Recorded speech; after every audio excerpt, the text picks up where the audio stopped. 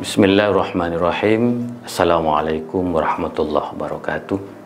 Sahabat Islam Ramah, kita berjumpa kembali dalam analisis Timur Tengah mingguan. Pada hari ini, hari Kamis, saya menulis tentang pelajaran dari krisis politik di Suriah. Tetapi saya ingin membuat ulasan yang jauh lebih penting dalam konteks Indonesia, yang saya beri judul dengan Indonesia Bukan Suriah. Kita tahu bahwa sudah 9 tahun lamanya Suriah berada di dalam konflik politik yang sangat menyedihkan. Hingga hari ini masih terjadi perang sipil antara rezim yang berkuasa yaitu Bashar al-Assad dengan pihak oposisi atau pemberontak. Itu artinya bahwa setelah 9 tahun berlalu tidak ada titik temu dan kata mufakat antara rezim dengan pihak oposisi. Nah, tentu kita berkewajiban untuk membaca kembali akar dari perang sipil ini. 9 tahun yang lalu, pihak oposisi di kawasan Homs menggunakan momentum jatuhnya rezim Ben Ali di Tunisia dan rezim Hosni Mubarak di Mesir, yang kita kenal dengan musim semi, Arab Spring, sehingga terjadilah perlawanan di Suriah yang meneriakkan yel-yel lengserkan Bashar al-Assad. Nah, tentu musim semi ini kita melihat di berbagai banyak negara. Nah, kalau kita lihat salah satu kelompok yang paling siap dan secara masif melakukan gerakan politik yaitu Ikhwanul Muslimin. Maka di Mesir salah satu aktornya juga Ikhwanul Muslimin, sehingga pada akhirnya mampu menaikkan Ikhwanul Muslimin ke tampuk kekuasaan yang nanti akan saya ulas, yaitu Allahyarham Muhammad Mursi. Nah, begitu pula di Syria memang terjadi hubungan yang tidak baik antara Ikhwanul Muslimin Syria dengan rezim Bashar al-Assad atau rezim ayahandanya yaitu Hafid al-Assad. Terjadi pemberontakan dan perang sipil. Nah, Ikhwanul Muslimin Syria ini menjadikan momentum jatuhnya rezim-rezim diktator di Tunisia dan di Mesir sebagai upaya untuk menghidupkan kembali kartu politiknya. Nah, tetapi apa yang terjadi? Berbeda dengan Tunisia dan di Mesir atau Libya, yang terjadi di Syria bukanlah sekedar keinginan untuk mengganti rezim, tetapi upaya-upaya untuk mendelegitimasi, bahkan untuk membangun negara di dalam negara. Nah, kita tahu bahwa Ikhwanul Muslimin di Homs ini terus melakukan aksi-aksi yang berupaya untuk mendelegitimasi Bashar al-Assad.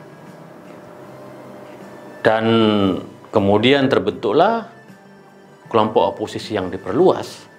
Tetapi hingga saat ini di antara kelompok oposisi tidak ada satu kata sepakat.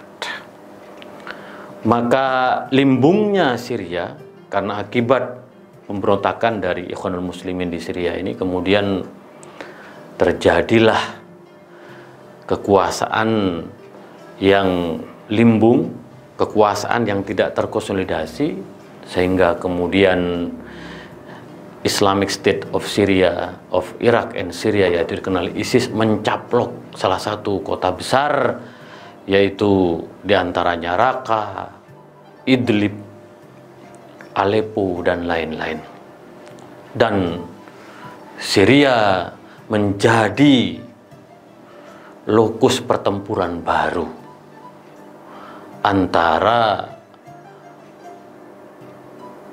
Syria dengan ISIS, antara rezim Bashar al-Assad dengan ISIS, dan antara rezim Bashar al-Assad dengan Ikhwanul Muslimin di Syria.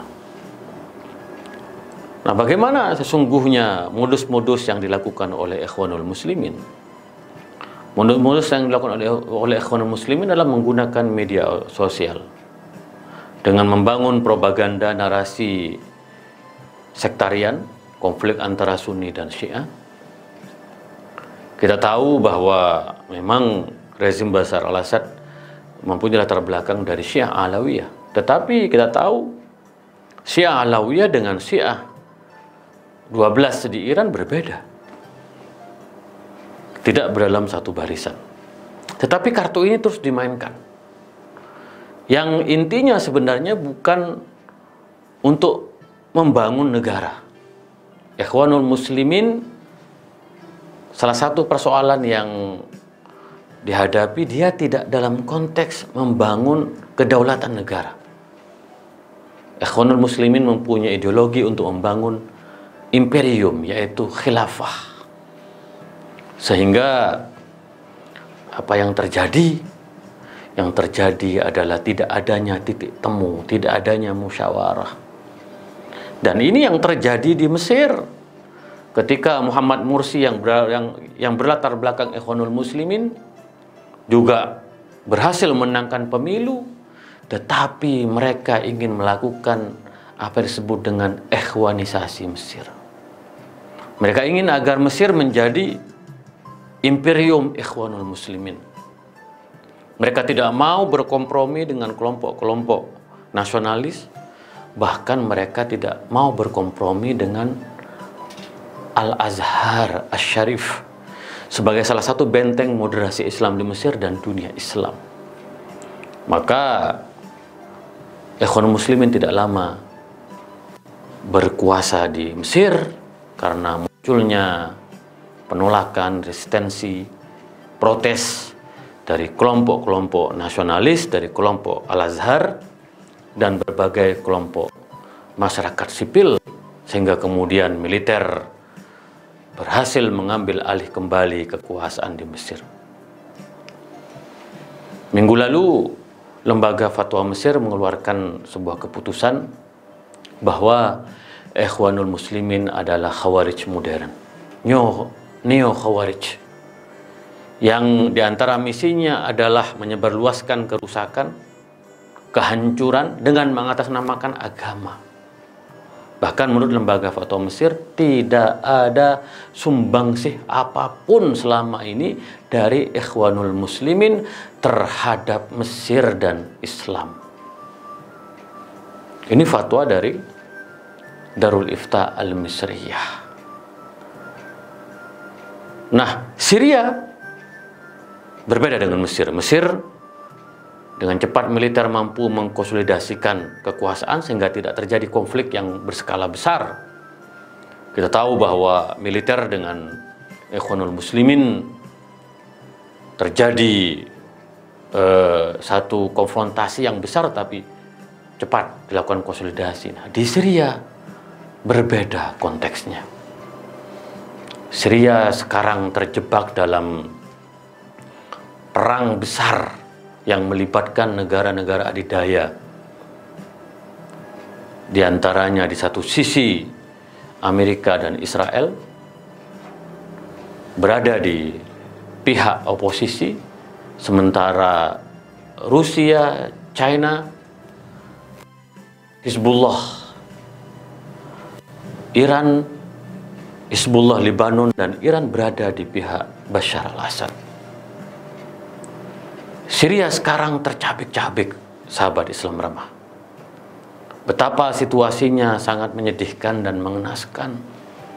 500.000 warga Syria meninggal dunia. 1 juta luka-luka dan cedera. Dan 12 juta mengungsi keluar Syria. Kita dulu melihat satu hazanah, satu pemandangan yang luar biasa di Syria dengan keindahan kota metropolitannya, karena negara ini adalah kaya minyak. Negara ini mempunyai sejarah yang besar tentang agama-agama samawi. Negara ini identik dengan sosialisme karena partai yang berkuasa adalah partai Baas. Nah, saya ingin mengatakan, mari kita belajar dari Syria bahwa adanya kelompok-kelompok transnasional seperti Ikhwanul Muslimin, Al-Qaeda, ISIS, dan Hizbut Tahrir. Mereka selamanya tidak mempunyai kecintaan terhadap negara. Yang mereka lakukan adalah semata-mata ingin merebut kekuasaan dan membangun imperium khilafah. Nah, sahabat Islam Rama, kita tidak ingin hal ini terjadi di negeri tercinta Indonesia. Walaupun ada kelompok-kelompok gerakan transnasional yang terus mencoba untuk membangkitkan kembali narasi imperium khilafah, kita beruntung mempunyai Pancasila sebagai dasar negara dan ideologi pemersatu bangsa kita. Kita sadar bahwa bangsa ini kita bangun bersama. Kita harus terus usung bersama secara gotong royong. Maka dari itu kita harus berhati-hati terhadap berbagai upaya pihak-pihak yang ingin menciptakan kekacauan, perpecahan dengan cara menyebarkan fitnah, hoax, dan provokasi melalui media-media sosial. Apa yang terjadi di Syria tentu kita tidak ingin terjadi di negeri tercinta ini. Kita ingin Indonesia damai. Kita ingin Indonesia betul-betul menjadi negara Kesatuan Republik Indonesia, negara Pancasila, negara yang dibangun di atas prinsip Bhinneka Tunggal Ika. Wal tandur nafsu ma qaddamat liwat. Sebagaimana disebutkan dalam Al-Quran.